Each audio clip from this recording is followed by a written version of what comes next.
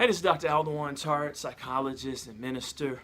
Many of you know that I do a lot when it comes to relationships and restoring marriages, but the core of what I do and have been doing for the past 20 years is focusing on children. I train an expert as far as being a child psychologist. Now, being a child psychologist, of course, you're going to see couples, you're going to see families, and you just have to be trained all around. But every day in this office, I see kids. I help them with their issues. And one of the issues that is becoming close to emergency status is bullying. Bullying is becoming a major problem on almost every level of education here in the United States. So we're talking about elementary school, middle school, high school. It is becoming a problem. Matter of fact, we have seen a significant increase. There's not an educator around that's not going to tell you they've seen significant increases since the start of social media with bullying. Now, when you think bullying, a lot of times you think old school. You think like taking someone's lunchbox.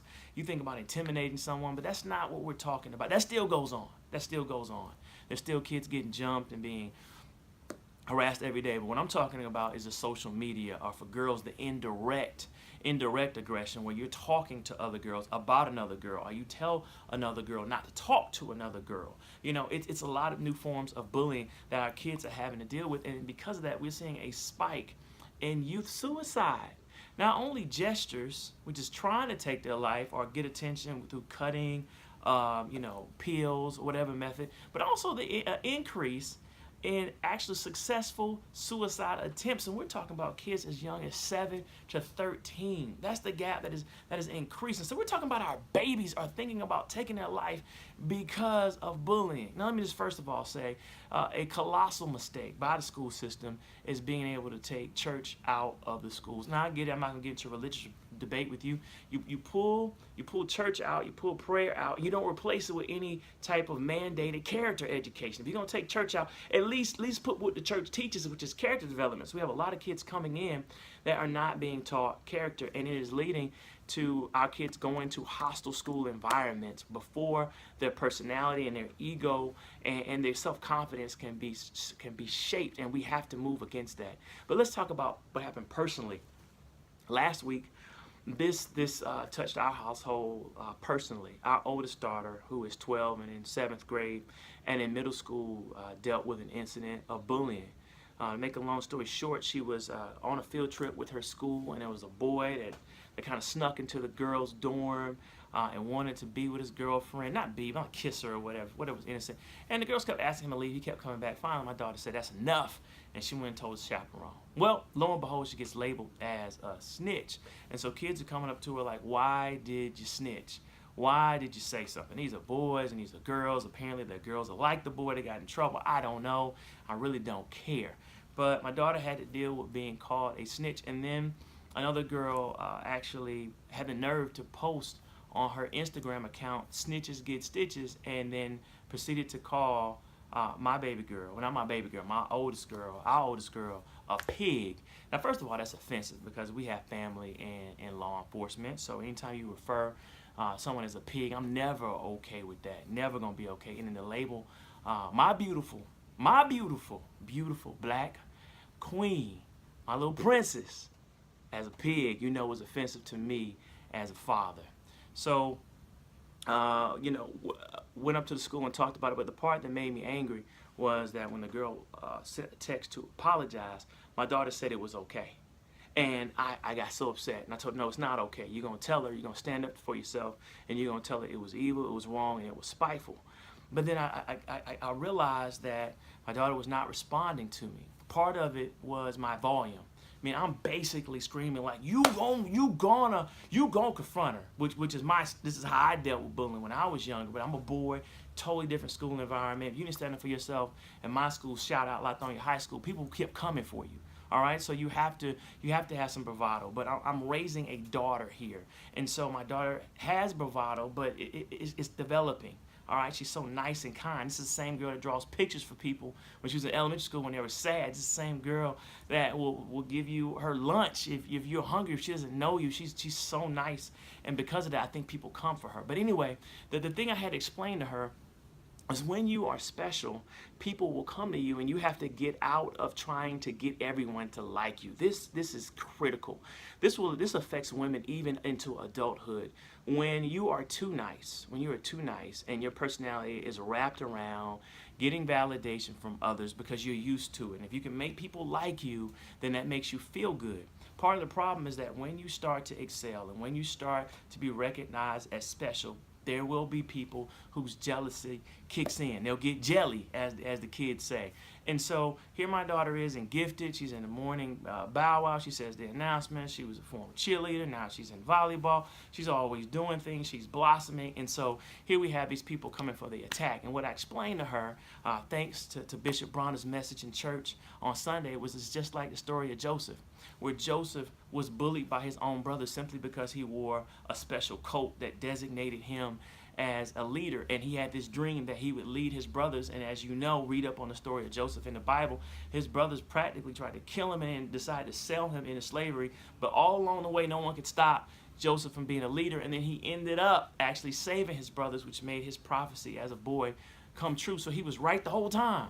And so what I told our daughter, I said, listen, they're not bullying you because something's wrong. They're bullying you because something is right with you. And they don't like the fact that you are shining and they're not. But let me tell you this. Light will always defeat darkness. So what I want you to do is you're going to confront this girl and you're going to tell her, hey, what you did was evil, but I'm still good. And if everyone calls you a snitch, you just say, hey, listen, you shouldn't have been in my room. If that's snitching, oh well. And so she was finally able to do that last week. She was able to stand up, not only to a girl, but stand up to a boy that came up to him and said, you shouldn't have been in my room, and then just smiled at him. And I was so proud. But you know, I was having reactions. I was having reactions before because, you know, the way I was raised, man, you know, I want to know who giving me stitches, you know, but I want her to handle it the right way, and she did. So here's the lesson.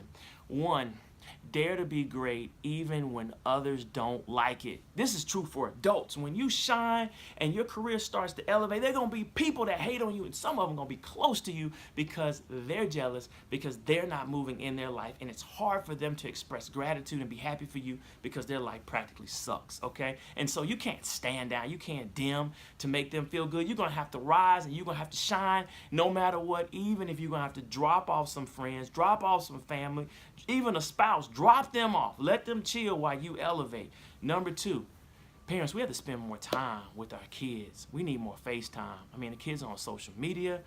We're on social media. We're working 2 jobs trying to build this, build that. How much time are you spending one-on-one with your child? And that's important because step number 3, you have to have a 5-to-1 ratio of positive to negative for a kid to build a positive ego of themselves.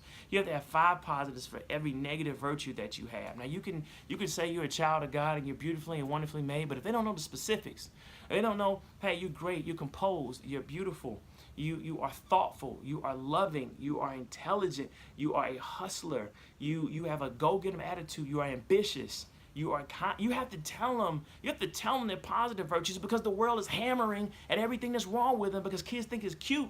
Adults think it's cute to say negative things on social media when people are just posting their life. All right, you have to build that 5-to-1. And so in order to build that 5-to-1, you have to have FaceTime with your kids. You have to have FaceTime with the ones that you love and build them up. And then number 4, make sure that they have good friends. Make sure they have good friends, because when your kids get to late elementary school to middle school and definitely high school, friends really shape their ego. All right, so you have to make sure that your kids are not isolated.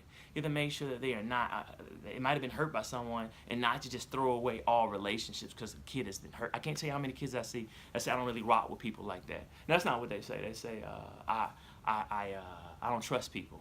You know, I don't really do people. That's what they say. I don't do people.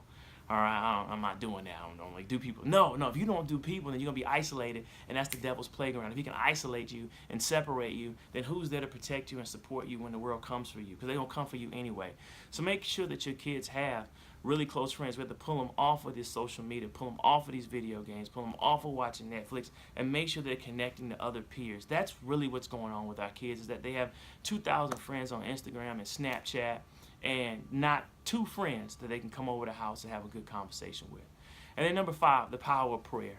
I mean, the message on Sunday, my daughter was there, was just so great. You know, Bishop Bronner talked about the story of Joseph, and she was able to get it. And the message was, you know, God's not going to shield you from pressure, but He is going to allow you to become a diamond for that pressure, and He used the story of Joseph. All right, so make sure you're talking to your kids about bullying. Make sure that you're monitoring their social media accounts. Make sure that you understand what's going on. When we don't monitor it, it's like leaving kids alone in the classroom. And if you're like my classroom, back when the teacher was gone, we're throwing paper, we pushing kids down, kids getting pushed down, stuffing teachers' coffee, all kinds of mess went on.